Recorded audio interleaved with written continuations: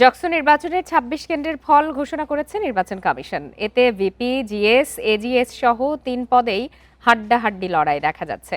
বিকাল ৫:৩০টায় জগন্নাথ বিশ্ববিদ্যালয়ের কেন্দ্রীয় অডিটোরিয়ামে শিক্ষা ও গবেষণা ইনস্টিটিউটের ফলাফল ঘোষণা করা হয়। ভিপি পদে ৩,৩৬৪ ভোট নিয়ে এগিয়ে আছেন শিবির সমর্থিত প্যানেলের মোহাম্মদ রিয়াজুল ইসলাম। ৩,০১৩ ভোট নিয়ে তার নিকটতম প্রতিদ্বন্দ্বী ছাত্রদল ও ছাত্র অধিকার পরিষদ সমর্থিত প্যানেলের একেএম রাকিব। জিএস পদে এগিয়ে ছাত্র শিবির সমর্থিত প্যানেলের আব্দুল আলিম আরিফ। তিনি এখন পর্যন্ত ৩,৩৫৩ ভোট পেয়েছেন। ১,৩১০ ভোট নিয়ে তার নিকটতম প্রতিদ্বন্দ্বী ছাত্রদল সমর্থিত প্রার্থী খাদিজাতুল কুবরা।